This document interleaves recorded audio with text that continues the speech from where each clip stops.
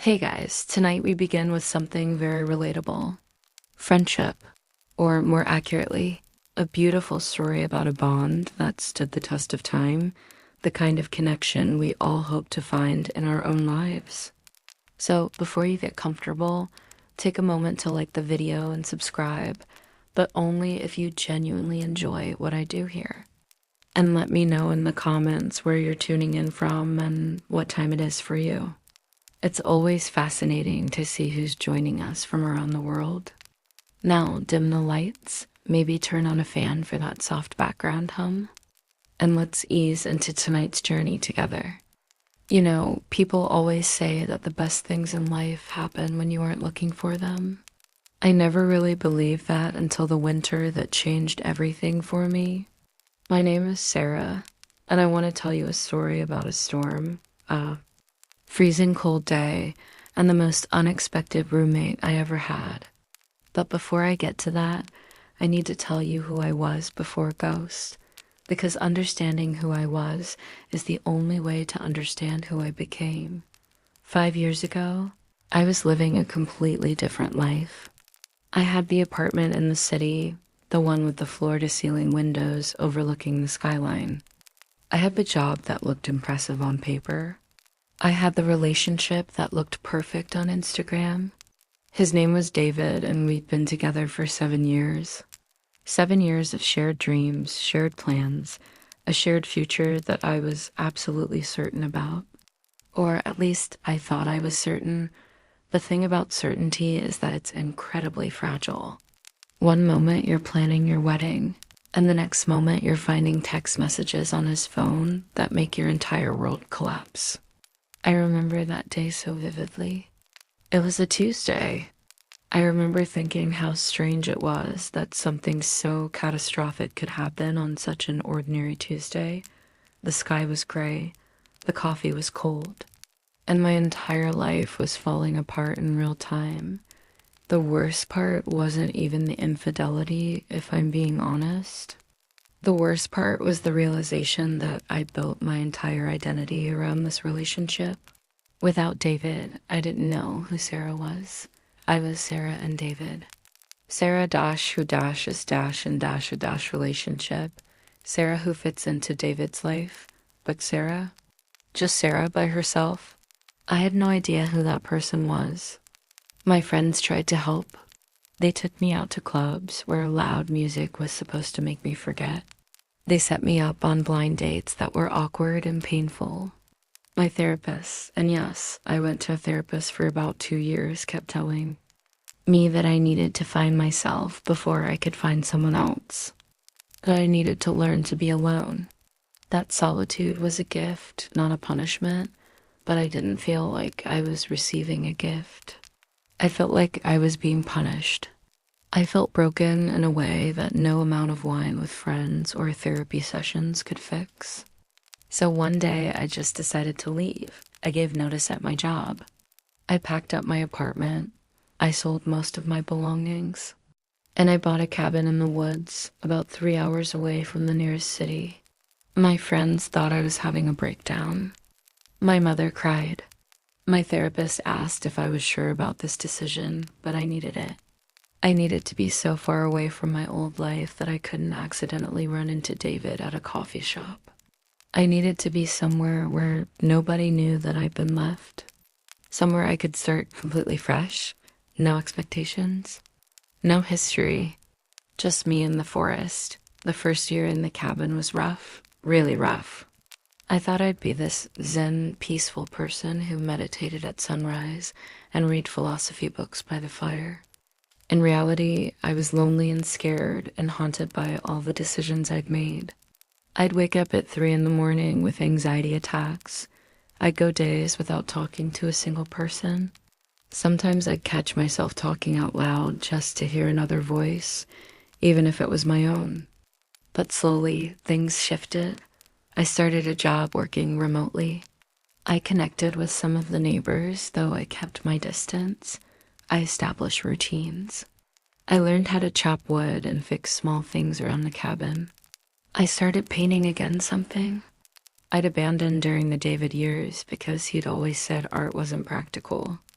With no one to tell me what I should be doing, I picked up a paintbrush and discovered that I actually had talent, that I actually had something to say dot by the time that winter rolled around. I'd started to feel like maybe I could survive on my own.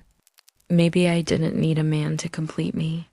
Maybe I could be whole by myself. The forecast started talking about a blizzard about a week before it hit. I wasn't worried. I'd weathered a couple of rough winters by then, but this one felt different. The meteorologists were calling it historic. They were talking about it like it was something dangerous, something to be feared. Looking back now, I think I was drawn to that storm. I think some part of me needed to test whether I was really as strong as I was trying to be. I needed to prove something to myself. Or maybe I was just tired of being alone and some small part of me wanted to feel something, anything, even if it was fear. I prepared. I chopped extra wood and stacked it high. I bought groceries enough to last a month. I filled bathtubs with water in case the pipes froze. I made sure all my flashlights had batteries and my phone was charged. I did everything you're supposed to do before a major storm, but no amount of preparation can really get you ready for a blizzard like that. It started in the morning. The sky just turned this strange, thick gray color. The temperature dropped so fast you could feel it happening, and then the snow started, not gently, not gradually. It just started, like someone had opened the sky and poured it all out at once. By afternoon, I couldn't see more than a few feet past my window. By evening, the snow was piling up so fast I was genuinely concerned it might bury the cabin. I sat by the fire and listened to the wind, and I realized that I'd never felt more alone in my entire life. I thought about calling someone, my mother, a friend, anyone, but for what? So they could worry about me too? So they could tell me I should have never come out here? No, I was committed to this. I was going to prove that I could handle this. For 3 days, the storm raged. I don't have a good sense of time anymore when I think back on those 3 days. It was dark and light, but it didn't seem to follow any logical pattern. The wind screamed so loudly that I couldn't hear the television I turned on for company. I read the same pages of books over and over without retaining anything. I made coffee constantly, not because I was thirsty, but because the ritual of making it gave me something to do. On the third night, I sat by the fire and cried. Not dramatic, cathartic crying. Just quiet tears that came because I was lonely and scared and tired of being strong all the time. I thought about David and how he was probably somewhere warm with someone else. I thought about my mother and how she'd probably been praying for me during the storm. I thought about how alone I'd made myself, and whether that was strength or just very well disguised cowardice. Then, around midnight, the wind stopped. Just like that. It was like the universe had switched off a button. The silence was so complete that it was almost painful. I didn't know whether to be relieved or terrified. I tried to sleep, but I couldn't. At dawn, when the gray light started creeping through the windows, I decided to go outside and assess the damage. The snow was deeper than I'd ever seen it. Waist deep in most places. The world looked completely transformed, all the familiar landmarks buried or obscured. It was beautiful and terrifying in equal measure. I made my way toward the woodpile, moving slowly through the deep snow when I saw it. At first, I thought it was just a pile of snow or maybe a piece of garbage that had blown in. My mind didn't want to recognize what I was seeing. But as I got closer, my eyes started to focus and my heart started to understand before my brain did. It was a bird, an enormous white bird, huddled against the old pine tree near my fence. And it wasn't moving. I walked closer, my breath catching in my throat. As I got near, I could make out the shape more clearly. An owl, a snowy owl, absolutely massive. Beautiful, and completely still. I remember standing there for what felt like forever, just staring at her. because somehow I just knew it was a her. And I remember thinking very clearly, she looks like me. I know how that sounds. I know it. Sounds like I was projecting some kind of spiritual meaning onto a dying animal. But in that moment, looking at this magnificent creature stripped of all her power and dignity, I saw myself. I saw the version of me from 5 years ago, broken, barely hanging on, wondering if it was even worth the fight to stay alive. She had her eyes closed. Her white feathers were matted down with ice. Her wings were folded tightly against her body, as if she was trying to make herself as small as possible, as if she was trying to disappear. I reached out my hand very slowly, half expecting her to try to strike at me or fly away. But she didn't move. I touched her back gently, and she was cold. So cold. Like touching ice that used to be a live. And then, beneath my palm, I felt it. A flutter. A tiny, frantic heartbeat, just barely there, like a whisper. Like a prayer. Like a voice saying, I'm still here. I'm still fighting. Something in me shifted in that moment. Some protective instinct kicked in that I didn't know I had. This bird, this wild, powerful creature was in trouble, and I could help her. For the first time in 5 years, I had a purpose that wasn't about me. That wasn't about my healing or my journey or my spiritual growth. Someone needed me, actually needed me. Not emotionally or romantically, just needed me to survive. I took off my glove despite the cold and carefully, so carefully, scooped the owl into my arms.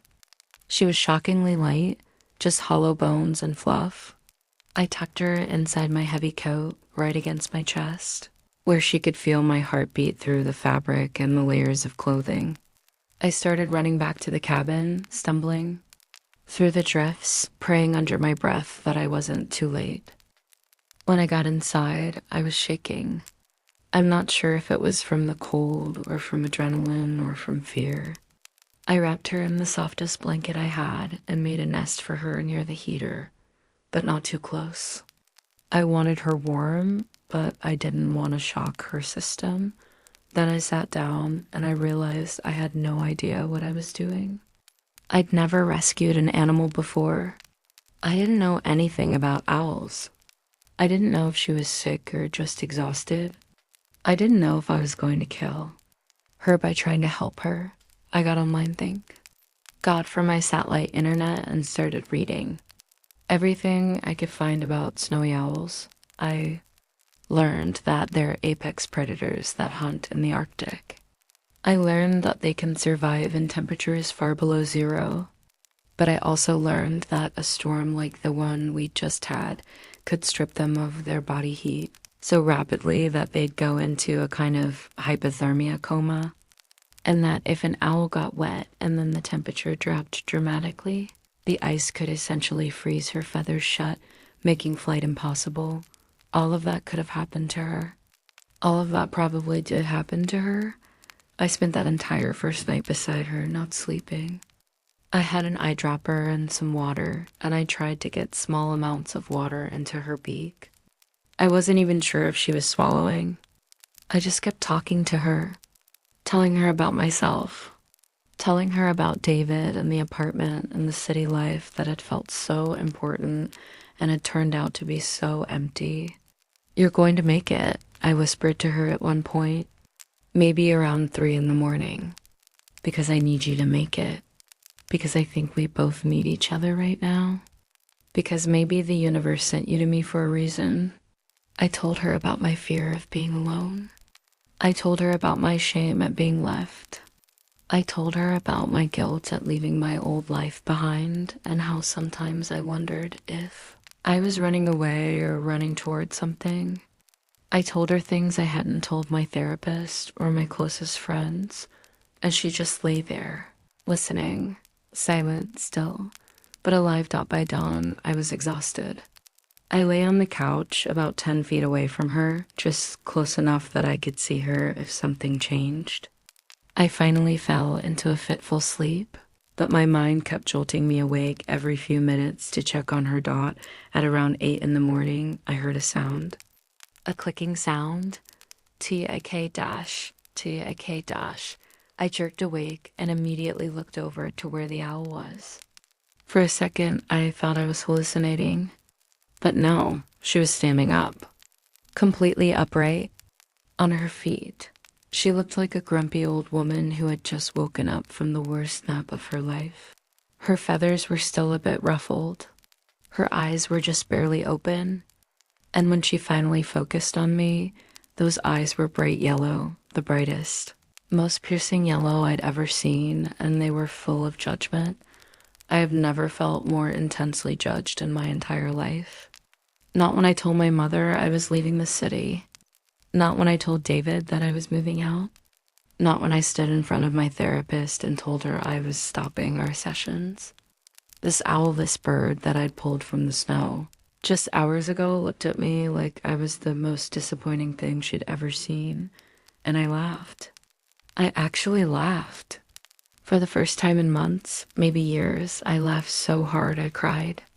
This bird had basically been dead, and her first conscious thought was apparently to judge me. I could relate to that on such a fundamental level. "You're going to fit in great here," I told her, wiping tears from my eyes. "Welcome to my life." I needed a name for her, something that felt right. She was white and ethereal and a little bit haunting. She had this presence that made me feel like she was a version of myself that I'd left behind, a ghost of who I used to be. "Ghost," I said. "Your name is Ghost." She made that clicking sound again, as if to say, tick, tick, tick. "That's acceptable. Now, where's breakfast?" Over the next few days, I learned Ghost's personality. She was demanding. She was particular. She had very specific opinions about everything. She preferred chicken over any other food. She wouldn't eat unless I sat nearby and watched her. She had favorite spots in the cabin, and she would become genuinely upset if I moved her from those spots, but she was also funny. She would tilt her head at ridiculous angles when she was confused. She would puff up her feathers to twice her size when she was annoyed. She made this grumbling sound that I started thinking of as her complaining voice. And her eyes, God, those yellow eyes could convey an entire range of emotions: amusement, disdain, affection, hunger, judgment. Lots of judgment. As her wing healed over the weeks and then months, she became more active, more exploratory, more ... demanding of my attention and time. She discovered the top of my kitchen cabinets and decided that was her throne. She would perch up there, completely still, watching me with an intensity that made me feel like she was cataloging my every mistake.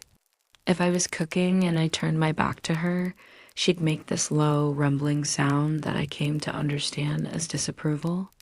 If I was too focused on my work to notice her, she'd rattle her beak against the cabinet with increasing aggression until I looked up. And then there was the sulking. Oh, the sulking. I had never witnessed anything like it. If I was on the phone and I wasn't giving her my full attention, if I was reading a book instead of talking to her, if I had the audacity to take a shower without consulting her first, she would turn around and literally face the wall. She would puff herself up to twice her normal size, and she would refuse to acknowledge my existence. For hours, sometimes for an entire day, the only way to make it right was to come over with chicken and a sincere apology. And I mean sincere. Just tossing her chicken and saying, "Sorry, didn't work." I actually had to come over and talk to her. Really talk to her. "Ghost, I'm sorry," I'd say. "You're right. You're the most important thing in this cabin. I shouldn't have ignored you. Please forgive me. I'll do better." And only then would she turn around. Only then would she accept the chicken and allow me back into her good graces. It was like living with a very moody, very particular toddler. Or a teenager. Actually, probably both. But here's the thing, I started to love these rituals. I started structuring my entire day around Ghost. I would wake up and make her breakfast. I would work in the mornings, but save my afternoons for her. I had specific times when we would just sit together, and I would talk to her about anything and everything. She became my confidant in a way that no person ever had. I told her about my fear of being abandoned again. I told her about how sometimes I'd wake up in the middle of the night with this crushing anxiety, and I wasn't even sure why.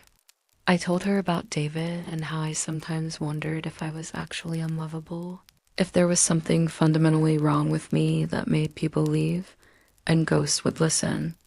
She would listen with those intense yellow eyes, and she would tilt her head slightly, and sometimes she'd make this soft clicking sound that felt like she was saying, "Yes, I understand. Keep going." Around 2 months into Ghost's stay with me, I had this realization that completely changed my life. I was sitting in my kitchen at 2 in the morning. I'd woken up with another anxiety attack, and Ghost came down from her perch and just sat next to me. Not demanding attention, not asking for anything, just present. And I started crying. Real, ugly crying. The kind where you can't breathe properly and your shoulders are shaking and you can barely get words out. I told Ghost everything that I'd been holding inside. All the shame about the relationship ending. All the fear that I would never be good enough for anyone. All the doubt about whether coming to this cabin had been the right decision or just a way to run away. What's wrong with me? I asked her, and my voice was so small and broken. Why wasn't I enough? Why did he leave? Why do I feel like this? And Ghost, this wild animal that I'd pulled from the snow, climbed down from the counter and walked over to me. She nestled against my leg, and we just sat there together in the dark, and she made these soft, gentle sounds that seemed to say, "There's nothing wrong with you. You were always enough. And I'm here now." That moment was transformative for me because I realized that I didn't need a romantic partner to feel loved. I didn't need external validation to know that I mattered. This owl, this beautiful, wild creature that by all accounts didn't have any reason to care about me, chose to sit with me in my pain. And that was enough. Spring came slowly. The snow melted. The days got longer. The world started waking up again. Ghost was fully healed by then. Her wing was strong. Her muscles were toned. She was flying laps around my cabin like she owned the place, knocking over picture frames and my carefully arranged art supplies, looking very pleased with herself the entire time. I knew it was time. I knew I had to let her go, but I was absolutely terrified. The night before I planned to release her, I couldn't sleep. I kept thinking about what my life would be like without her. I'd come to rely on her so much. She gave my days structure and meaning. She gave me a reason to get up in the morning. She made me laugh when I was sad. She grounded me when I was spiraling. Without her, I was afraid I'd spiral right back into that darkness, that I'd become the broken, isolated version of myself again. That all the healing I'd done over these past few months would unravel. I sat by the window and watched her sleep, and I let myself cry. I let myself grieve for a relationship that was already over, but that I hadn't yet said goodbye to. The next morning, I took a deep breath and I opened the back door. Ghost sensed what? I held out my arm and she perched on it one last time. She was heavy, so much more substantial now than when I'd first found her. She'd grown stronger, more powerful, more fully herself. "Look at you," I whispered. "You're ready. You're so ready." She turned her head and looked at the forest. I could feel her tense, her muscles bunching beneath her feathers as she prepared for flight. Then she looked back at me, and I swear I saw a question in those yellow eyes. "Are you sure?" she seemed to ask. "Are you really sure about this?" "Go," I told her, though the word came out as barely a whisper. "Go be who you're meant to be. Go fly, go hunt, go live, go be free." She gave a soft hoot, the gentlest sound I'd ever heard from her. It sounded like goodbye. It sounded like thank you. It sounded like, I'll remember you. And then she spread those massive, magnificent wings. They unfolded like origami, like she was transforming before my eyes. There was a moment when I could see every feather, every detail, every bit of power and grace that she possessed. And then she took off. She circled once around the cabin. I watched her, my heart in my throat, and I thought maybe she was saying goodbye. She climbed higher and higher, and the wind caught her and lifted her up. She became smaller and smaller until she was just a speck against the clouds. And then she was gone. I went back inside and I closed the door. The cabin suddenly felt enormous. It felt empty in a way it never had before. Even when I'd first arrived, even when I was at my most isolated and lonely, it hadn't felt this empty. For 3 days, I was miserable. I moved through my cabin like a ghost myself. I'd reach for my phone to text Ghost about something funny I'd seen, and then I'd remember that she wasn't there. I'd make coffee and then realize I was making too much because I didn't have to make her breakfast. I'd sit on the couch and realize that I was waiting for the sound of her wings at the window, for that tick-tick-tick that had become my favorite sound in the world. I told myself that this was the right decision, that she needed to be wild, that she needed to hunt and fly and live her life as nature intended. I told myself that love sometimes means letting go, that you can't cling to someone or something just because you're afraid of being alone. But the fear was so real and so present. I could feel it creeping back in. The old loneliness, the old doubt, the old version of myself that I thought I'd left behind. On the 4th morning, I was making coffee and I was definitely not thinking about Ghost, I told myself.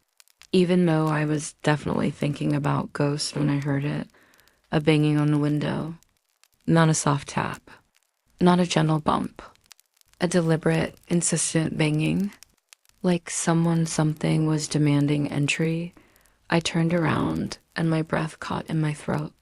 There she was, perched on the windowsill, her feathers slightly mussed like she'd been flying hard. Her yellow eyes were bright and alert and absolutely furious. Ghost, I whispered, not quite believing what I was seeing. She pecked at the glass again. Harder this time. If that peck had words, it would have said, "Are you going to let me in, or do I need to break this window?"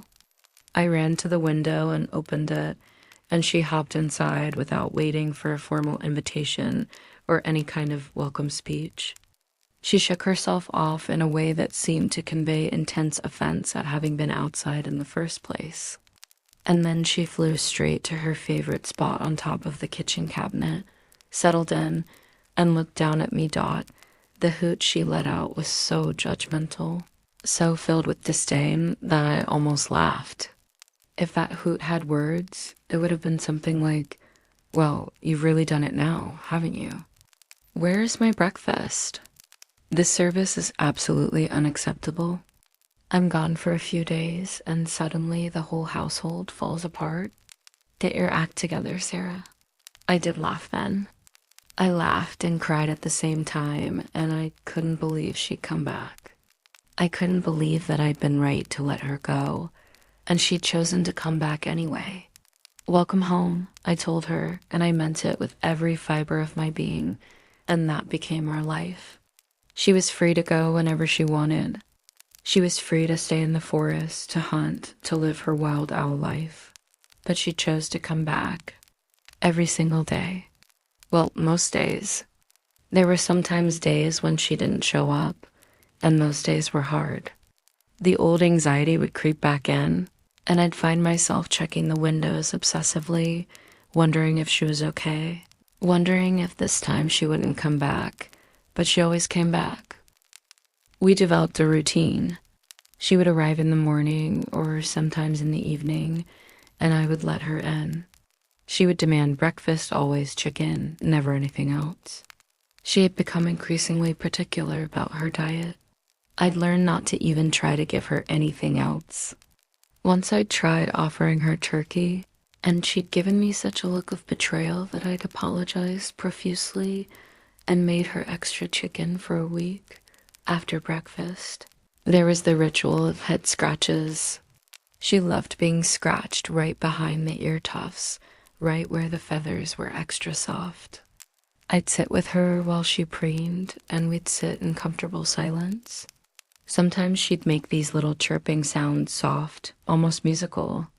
I'd respond with my own sounds, and it felt like we were having a conversation. Like she was telling me about her day, about what she'd hunted, where she'd flown, what she'd seen, and I was telling her about mine.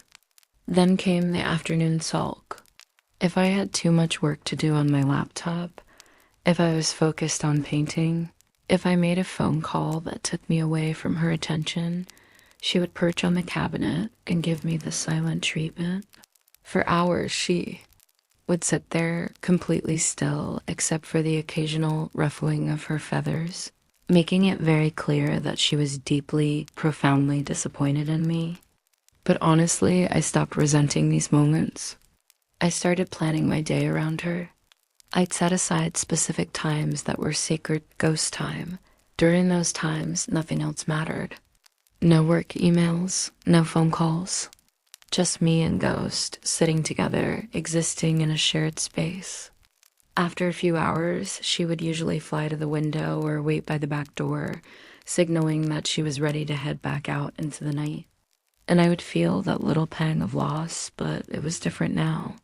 It wasn't the panicky feeling of abandonment that I used to feel when David would work late. It was the bittersweet feeling of loving something wild and free, and knowing that they have to be free. I started going about my life differently. I started being more open with people. I talked to my neighbors. I joined a book club that met once a month. I even went on a date, just one, but it was a start. The man was nice, but ultimately not for me, and I realized that was okay. I didn't need to be with someone, but I also wasn't running away from the possibility of human connection anymore. I started painting more seriously. I set up a studio in one corner of my cabin, and Ghost would watch me paint. Sometimes she seemed to approve. Sometimes she seemed to have significant opinions about my color choices and my composition.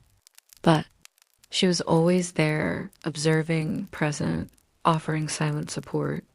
By summer, I felt like I'd finally found some kind of peace. Not the kind of peace that comes from having all the answers or having your life figured out, but the kind of peace that comes from accepting uncertainty and knowing that you're strong enough to handle whatever comes. Ghost was flying more confidently now. Sometimes she'd be gone for several hours at a time. I learned not to panic. I learned to trust that she was capable and smart, and that she knew how to survive in the wild, because she was wild. That was the beautiful thing about her. She was never domesticated, not really. She was choosing to come back to me, but she was never dependent on me. And summer deepened, and Ghost disappeared for longer than she ever had before. 3 days, 4 days, 5 days, 6 days. I went through all the stages of grief. I was angry at myself for letting her go. I was sad at the thought that something might have happened to her. I was in denial, telling myself that she'd probably just found a better hunting ground and decided to stay there for a while. I was bargaining with God or the universe or whoever was listening, promising that if Ghost came back, I'd never take her for granted again. By the 6th morning, I was sitting on the porch steps at dawn, staring at the tree line, just hoping to see a flash of white. My whole body felt tight with anxiety. I was back to not sleeping. I was back to that version of myself that was always waiting for loss, always braced for abandonment. I was thinking that maybe this was it. Maybe this was the moment when Ghost decided that she didn't need me anymore, that she'd moved on, found a mate, started a family, and that me and my kitchen and my chicken and my need for her companionship just didn't matter anymore. And I was trying to be okay with that. I was trying to remind myself that this was what I wanted, for her to be wild and free and to live her life to the fullest. But it hurt. God, it hurt so much that the morning of the sixth day was beautiful. The air was warm. There was a breeze that smelled like pine and earth and possibility. I was sitting on those porch steps, and I was trying to meditate something my therapist had recommended years ago when I heard it, the sound of wings. Heavy, powerful wings beating against the air. Ghost glided down silently and landed on the railing about 10 feet away from me. I stopped breathing, literally stopped. My lungs just froze. She looked healthy, strong, more powerful than she'd ever looked before.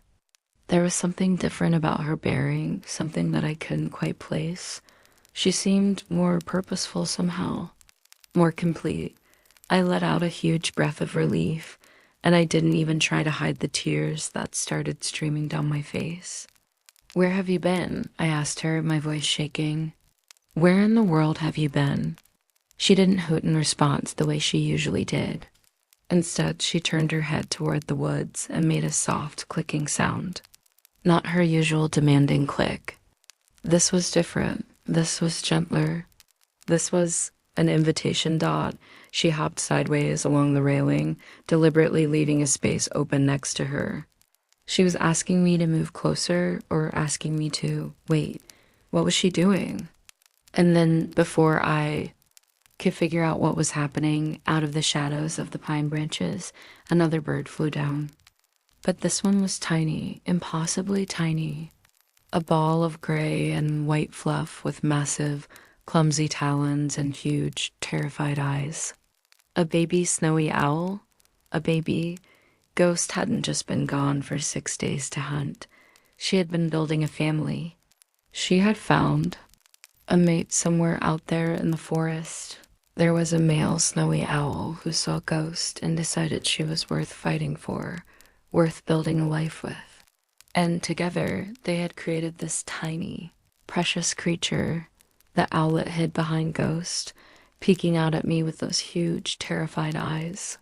This tiny, precious creature looked at me like I was the biggest, scariest thing it had ever seen. The owlet was shaking slightly, and I realized it was probably terrified. It had probably never seen a human before, and Ghost gently nudged the baby forward with her beak. It wasn't forceful. It was gentle and encouraging. "It's okay," she seemed to be saying.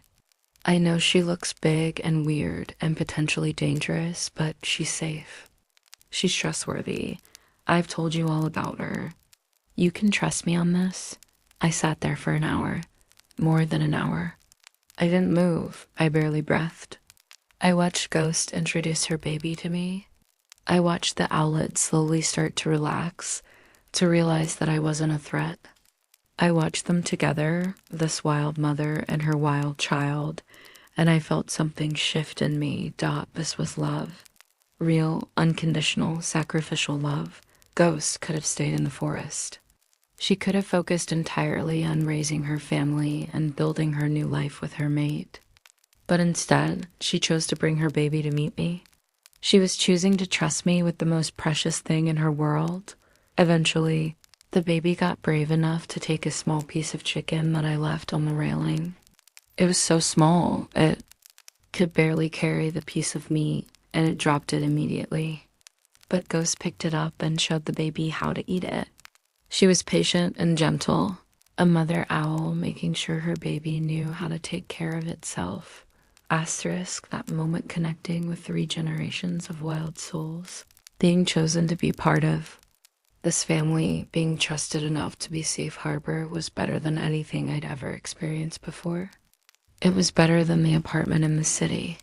It was better than any romantic love I'd experienced. It was better than any external validation or achievement. Finally understood what my therapist had been trying to tell me all those years ago. Solitude wasn't about being alone.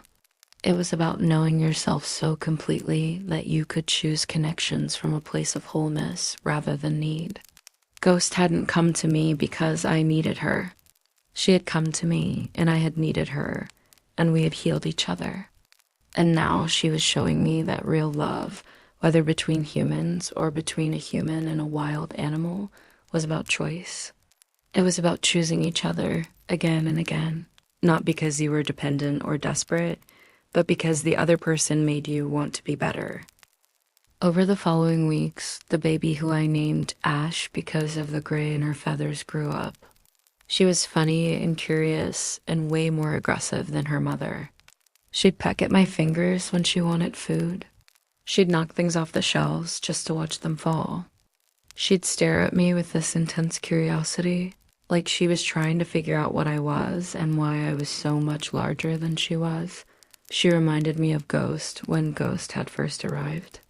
There was that same wildness, that same spirit, that same refusal to be anything other than exactly what she was. Ghost was patient with Ash in a way that made my heart ache. She would correct her when she flew too recklessly, nudging her gently back toward safety. She'd share her food without complaint. She'd protect her from anything that might cause her harm.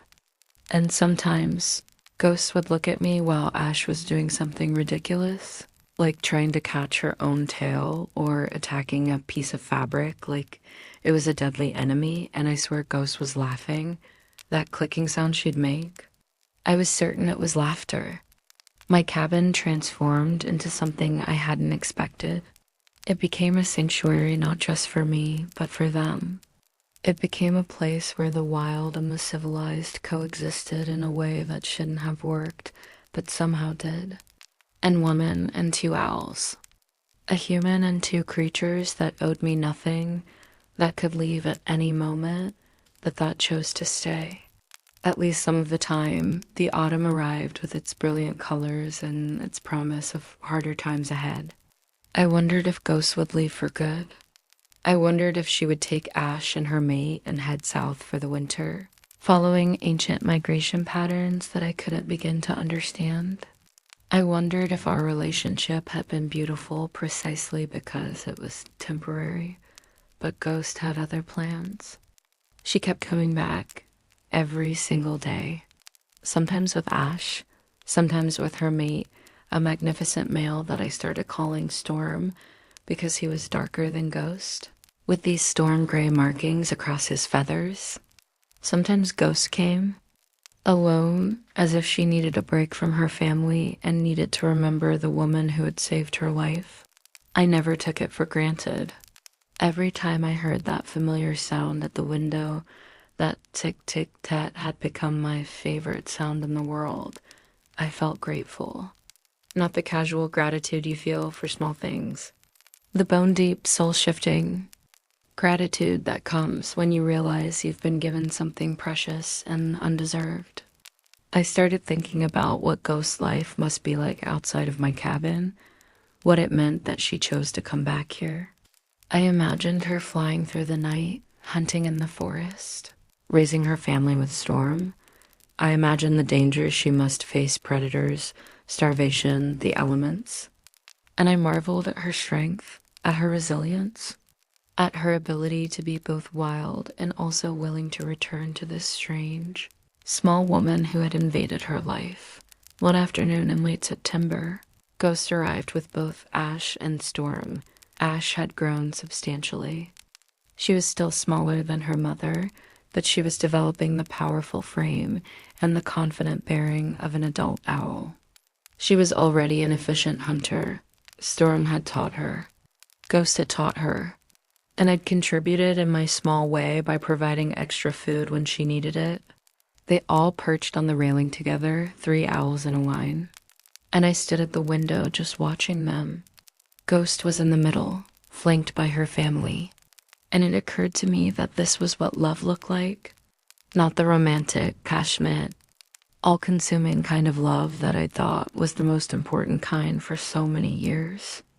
But this steady, reliable, chosen kind of love.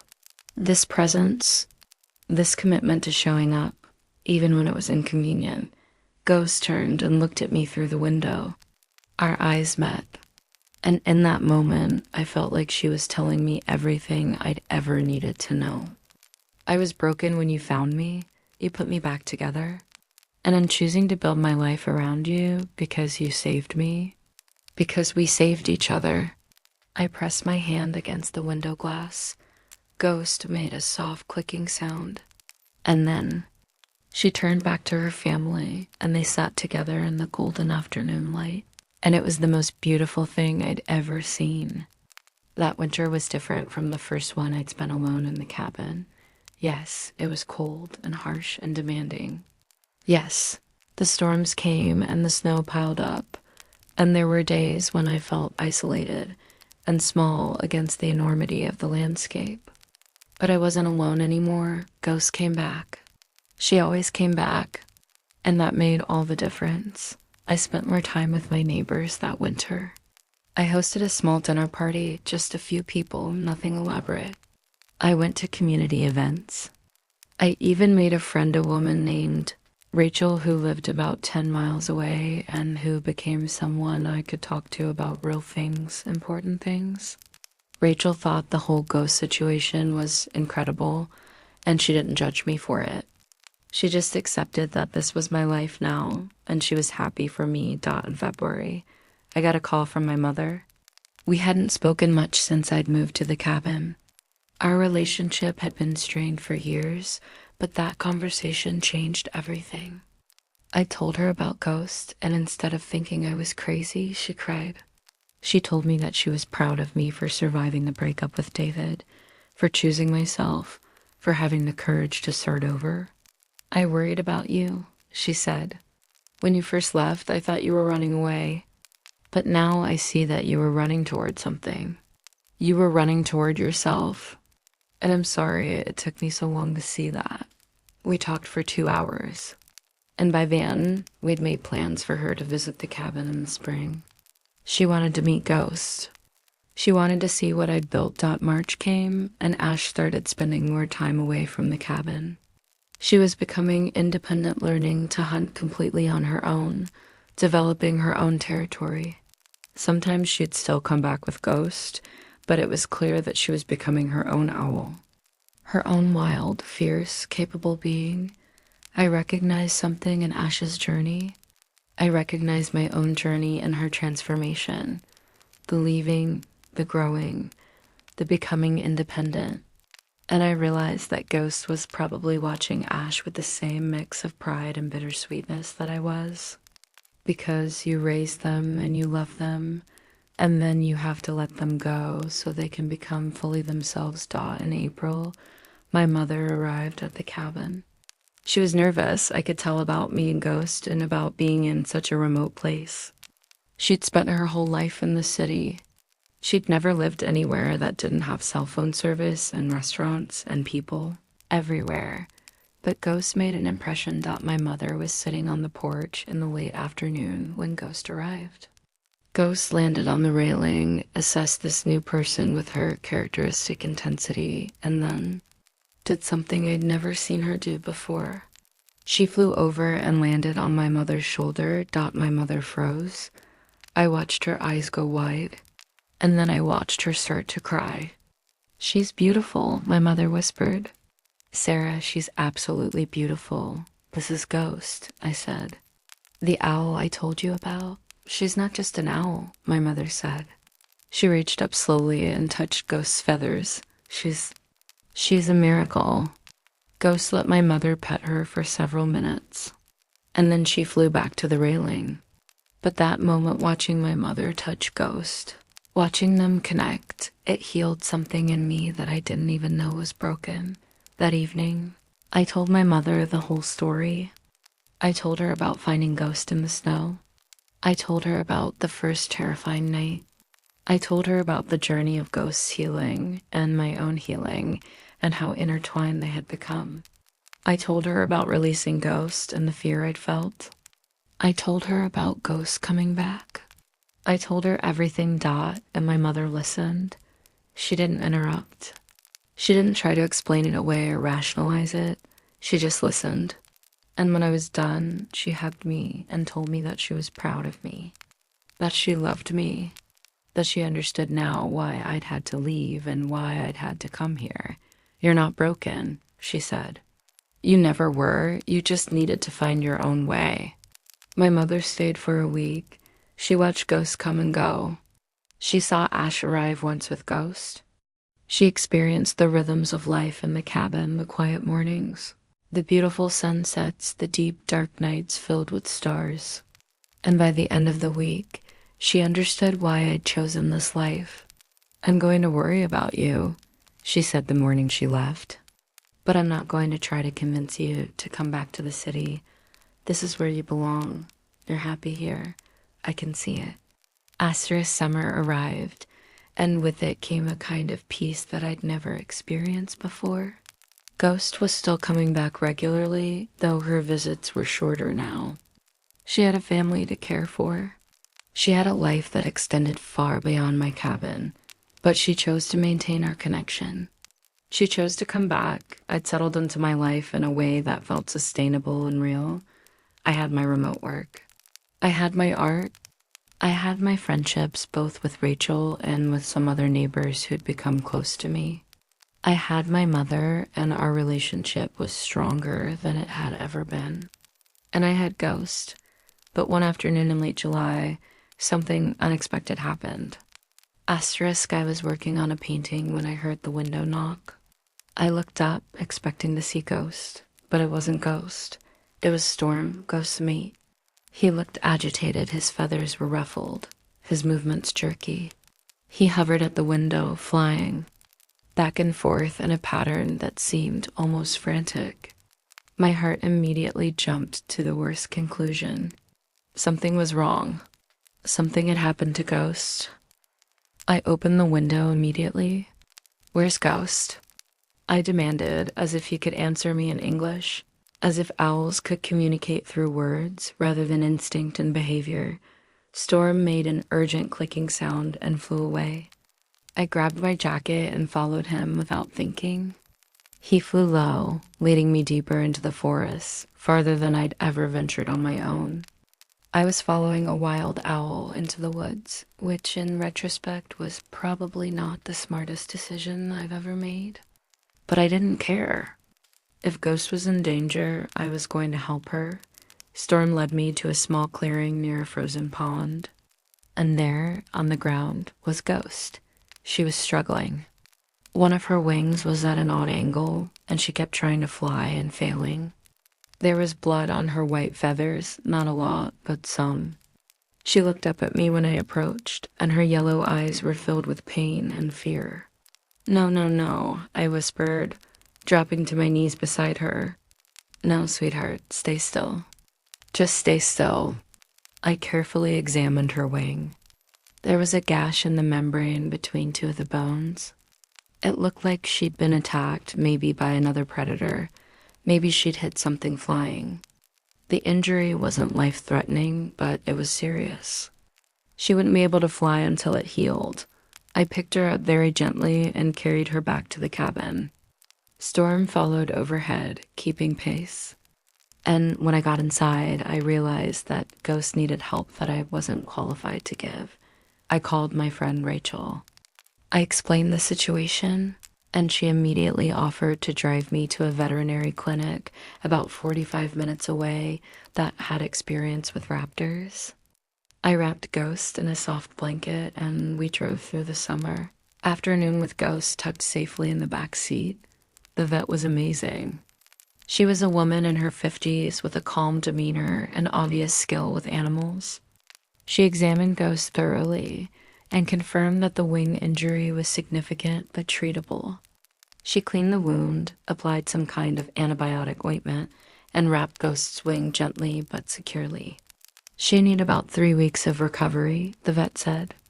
She shouldn't fly during that time. She needs rest and nutrition. Keep her in a quiet space, no stress, and feed her high-quality food, lots of protein, small meals several times a day. Will she be able to fly again? I asked, my voice smaller than I wanted it to be. Most likely, yes, the vet said. Owls are incredibly resilient. This is treatable. But you need to be patient with her, and she needs to be patient with herself. I brought Ghost back to the cabin and set up a recovery space for her, a quiet corner with soft blankets and a perch. Kept warm, but not too warm. She was drowsy from whatever pain medication the vet had given her, so she mostly just slept that first night. Storm stayed nearby, perched on the roof of the cabin. He wouldn't come inside, but he also wouldn't leave. He was keeping vigil. He was staying near his mate while she healed. The recovery period was one of the most challenging times I'd experienced since Ghost had first arrived. I had to be careful with her. I had to restrict her movement. I had to resist the urge to let her do what she wanted because I knew that if she re-injured herself, it could be catastrophic. I had to make tough decisions based on what was best for her. Not what she wanted. Dot reminded me of how my therapist used to talk about setting boundaries in relationships. Sometimes love meant saying no. Sometimes love meant doing the hard thing. Ghost, for her part, was not a graceful patient. She sulked. She complained. She made it very clear that she was deeply offended by this restriction on her freedom. She refused to eat for the first 2 days, and I found myself pleading with her. Please eat, I begged. You need the nutrition to heal. I know you're angry with me. I know this is frustrating, but this is how we're going to get through this. On the 3rd day, she ate. Not much, but some. And gradually, over the 3 weeks, she started to heal. Dot during that time. I spent most of my days with her. I worked from the couch next to her recovery space. I read books and told her about the stories. I painted while she watched. I sang to her. I told her about my life, about my fears, about how much she meant to me, and I realized something profound. I'd spent so long learning how to be alone, how to be independent, how to not need anyone. But perhaps the real lesson I needed to learn was how to be vulnerable. How to care about someone so much that their pain became your pain. How to sit with someone in their suffering and just be present. One night, about 2 weeks into her recovery, I woke up to find Ghost trying to fly. She was attempting to push off from her perch, and her wing, though healing, wasn't ready. She crashed onto the floor with a sound that made my heart stop. I ran to her immediately. No, don't do that, I said, gently scooping her up. You're not ready yet. You need more time. I held her, and she made this sound, this soft, almost crying sound that suggested she understood. She understood that she had to wait, that healing wasn't instantaneous, that sometimes you had to be patient with yourself and with your limitations. I carried her back to her perch and sat with her for the rest of the night, my hand on her back, feeling her heartbeat, reminding both of us that we were still alive, still here, still fighting. Dot by day 21. Ghost's wing had healed enough for her to attempt short flights within the cabin. She flew from her perch to the cabinet, then from the cabinet to the couch, then in circles around the living room. Her flight wasn't perfect. It was a little wobbly, a little uncertain, but it was flight. You're going to be okay, I told her, and I meant it with absolute certainty. You're going to heal completely, and you're going to fly again. On day 22, I opened the back door and Ghost flew out. She flew to the railing, perched there for a moment, looked back at me, and then flew into the forest. I watched her go, holding my breath, waiting to see if she'd made it. She circled once above the cabin. She circled twice, and then she flew off into the distance. Storm appeared from nowhere and flew after her. I stood in the doorway and I cried. I cried because I was terrified that I'd never see Ghost again. I cried because she was free. I cried because love is complicated and messy and beautiful and terrifying all at once. But about an hour later, I heard the familiar sound at the window. Tik-tik-tik-tik. Got Ghost was back. She was flying. She was healed. Dot, and she came back to me. The autumn came, and then the winter. Ghost visits became less frequent as the weather got harsh. She had to focus on survival, on hunting enough to sustain herself and her family. But she still came back, not every day like she had in the beginning, but regularly, often enough that I knew she hadn't forgotten me, often enough that I knew our bond was real and lasting. I learned a lot from ghosts during those first few years. I learned about resilience.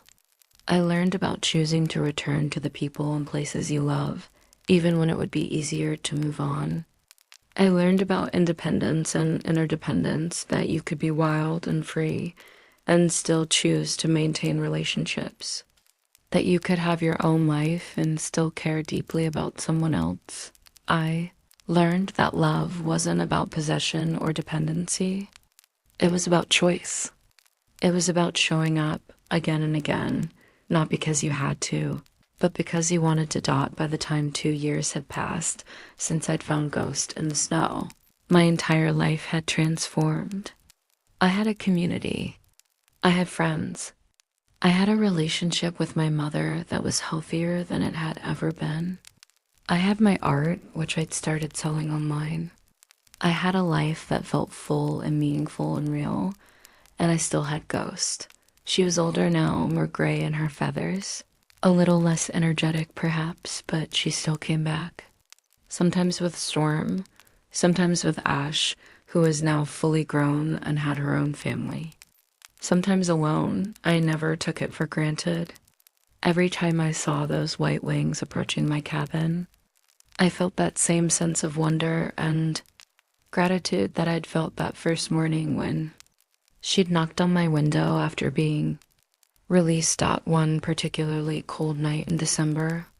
It was exactly 3 years after the blizzard where I found Ghost. I was sitting by the fire reading. When Ghost came in through the window, snow was still clinging to her feathers. She was covered in ice crystals that caught the firelight and made her shimmer. She landed on her favorite spot on the cabinet and made her characteristic demanding sound. "Hello." "My darling," I said, setting down my book. "You're such a mess. Let me get you some food." I prepared her favorite meal, fresh chicken, still warm. I set it out on the cabinet next to her, and she ate while I watched. And as I watched this wild creature that had become such an integral part of my life, I reflected on how much had changed.